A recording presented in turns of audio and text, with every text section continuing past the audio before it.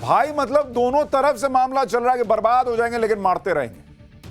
मामला बहुत बिगड़ता चला जा रहा है। किसी को यह परवाह ही नहीं है कि इससे दुनिया में क्या हाहाकार मचा है, और मामला ऐसे ही बिगड़ता रहा तो दुनिया बर्बाद हो जाएगी। आप देखिए कि दुनिया भर के शेयर मार्केट क्रैश हो रहे हैं। दुनिया भर के एक ही दिन में लाखों करोड़ रुपए लोगों के डूब रहे हैं। कच्चे तेल के दाम बेकाबू होते चले जा रहे हैं। गैस की कीमतें दुनिया भर में भयंकर बढ़ गई हैं। उधर सोना चांदी के दाम ताबड़तोड़ गिरने लगे हैं। इन नई बर्बादी की आहट से दुनिया भर में बाप बाप कर रही है पब्लिक। लेकिन बॉस, ये तो भयानक संकट का ट्रेलर भर है, क्योंकि अगर तेल गैस का प्रोडक्शन और सप्लाई दोनों रुक गई तो फिर दूसरी चीजों पर भी असर पड़ेगा। बात सिर्फ एलपीजी सिलेंडर की नहीं है, पेट्रोल भर की नहीं है, खाद पर, फर्टिलाइजर पर, इंटरनेट, सेमीकंडक्टर चिप जो है, दवाइयां, क्या क्या नहीं है जो आपके लिए महंगा हो जाएगा और सब पर संकट आ जाएगा। दुनिया भर में महंगाई का बम फट जाएगा बॉस।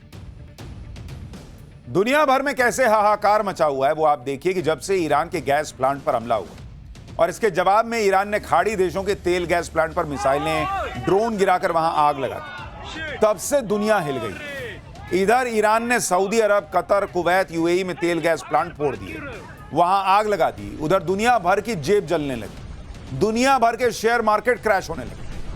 आप देखिए कि आज ही भारत के शेयर मार्केट में एक दिन में 12 लाख करोड़ रुपए डूबे हैं। भारत में सेंसेक्स सीधे एक दिन में 2500 पॉइंट और गिर गया, पहले से ही गिरते गिरते 2 साल पीछे जा चुका है।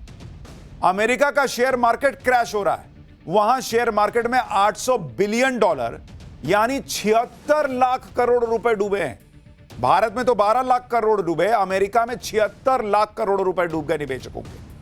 कच्चे तेल के दाम जो युद्ध से पहले $67 प्रति बैरल के आसपास थे, वो बढ़कर $119 पहुंच गया है बॉस, और कहा जा रहा है कि आगे $200 चला जाएगा अगर यही सब तमाशा चलता रहा। इतना ही नहीं, मार्केट क्रैश हो रहा है, कच्चे तेल के दाम बढ़ रहे हैं, गैस के दाम बढ़ रहे हैं, सोने चांदी के दाम क्रैश हो रहे हैं। युद्ध जिस लेवल पर पहुंच गया है उसकी कीमत दुनिया और कैसे कैसे चुकाएगी, आगे पूरी डिटेल आपको बताऊंगा। भारत में क्या होगा यह भी बताऊंगा, लेकिन पहले देखिए कि युद्ध तो 20 दिन से चल रहा है, लेकिन अब ऐसा हाहाकार मचा तो उसकी वजह है दुनिया भर की तेल गैस सप्लाई पर बहुत बड़ा खतरा आ गया। युद्ध की वजह से 20% तेल गैस सप्लाई पहले से बंद, अब तो सीधे तेल गैस प्लांट पर हमले होने लगे। प्रोडक्शन यूनिट ही उड़ा दीजिएगा तो तेल बनेगा कैसे? कल को स्ट्रेट ऑफ हॉर्मुज खुल भी गया, जब वहां तेल ही नहीं रहेगा तो आप सप्लाई क्या कीजिएगा? आप देखिए कि 24 घंटे में ईरान ने कतर के सबसे बड़े गैस प्लांट पर हमला कर दिया, जो दुनिया का सबसे बड़ा गैस प्लांट, और जहां से दुनिया की 17 से 18% गैस की सप्लाई होती। ईरान ने सऊदी अरब की सैमरेफ रिफाइनरी पर अटैक किया, जो मिडिल ईस्ट की बड़ी तेल रिफाइनरी है और जहां 4 लाख बैरल तेल प्रतिदिन उत्पादन होता है। ईरान ने कुवैत की 2 मुख्य तेल रिफाइनरीज पर ड्रोन अटैक करके आग लगा दी, जहां से 7 लाख बैरल तेल प्रतिदिन का उत्पादन होता है। ईरान के हमले के डर की वजह से यूएई को अब 2 बड़े तेल गैस प्रोडक्शन प्लांट बंद करने पड़े। वहां पर हैबशन गैस फैसिलिटी और बॉब ऑयल फील्ड पर मिसाइल अटैक हुए।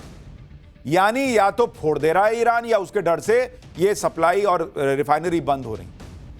और इसमें सबसे ज्यादा खलबली मची है कतर पर हमले को लेकर, क्योंकि कतर में जिस गैस प्लांट पर ईरान ने हमला किया, वहां पर सप्लाई, वहां की सप्लाई पर दुनिया के बहुत सारे देश निर्भर हैं। ईरान ने अपने पार्स गैस फील्ड पर हमले का बदला कतर के रास लाफान गैस फैसिलिटी पर करके लिया है। उसकी तस्वीरें आपको दिखा रहा हूं। ईरान ने 14 मिसाइलें इस गैस फील्ड पर मारी, भाई पूरा फोड़ के रख दिया है।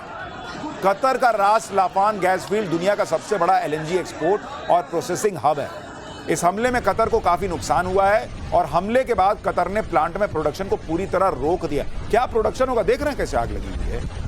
आप इन तस्वीरों को देखकर ये अंदाजा लगा सकते हैं कि सबसे बड़ी रिफाइनरी है ये। दुनिया का 17-18% गैस यहां से निकलता है, और आज उसकी हालत आप देख लीजिए। सीधा 17-18% गैस दुनिया के मार्केट से निकाल दीजिए, हाहाकार नहीं मचेगा। इससे पहले 2 मार्च को भी कतर के इस प्लांट पर हमला हुआ था। उस अटैक के बाद भी कतर ने प्रोडक्शन को सस्पेंड कर दिया। इस तरह के गैस प्लांट पर हमला दुनिया का कितना नुकसान कर सकता है, इसे आप इस बात से समझिए कि अगर युद्ध बंद भी हो जाए तो भी इस तरह के गैस प्लांट को फिर से प्रोडक्शन शुरू करने में अभी महीनों लगेंगे बॉस। कतर के एलएनजी हब पर हमले से भारत की चिंता बढ़ गई, क्योंकि भारत को बहुत भारी मात्रा में एलएनजी की सप्लाई यहीं से होती थी। आप देखिए कि भारत अपनी कुल खपत का 50% नेचुरल गैस इंपोर्ट करता है। 2024-25 में 270 मिलियन टन एलएनजी इंपोर्ट किया था भारत, और उसमें से 112 मिलियन टन यानी करीब 41% सिर्फ कतर से इंपोर्ट हुआ था। कतर की एलएनजी का इस्तेमाल भारत में बड़े लेवल पर पावर जनरेशन, इंडस्ट्री ट्रांसपोर्ट और घरेलू इस्तेमाल के लिए होता है। भारत की बड़ी बड़ी कंपनियां कतर की एलएनजी पर डिपेंडेंट है।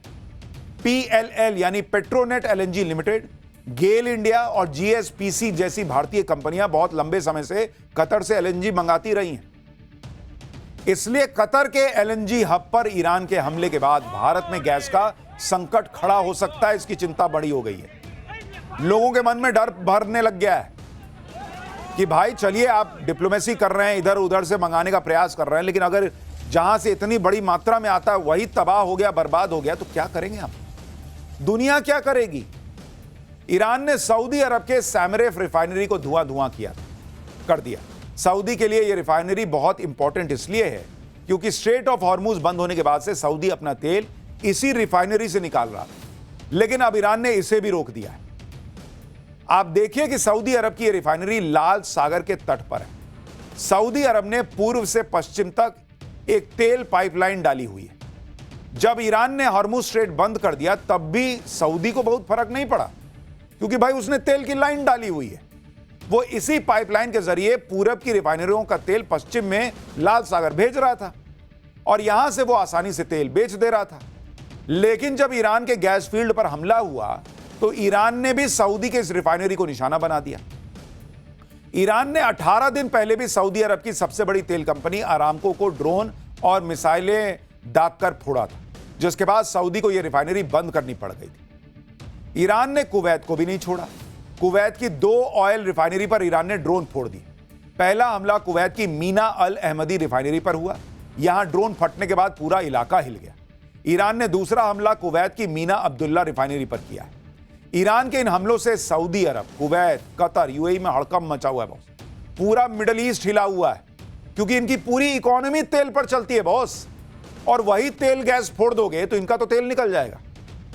अमेरिका ईरान के इस युद्ध से तो पहले ही खाड़ी देशों की जान पर बनी हुई, अब उनके रिसोर्सेज पर खतरा आ गया।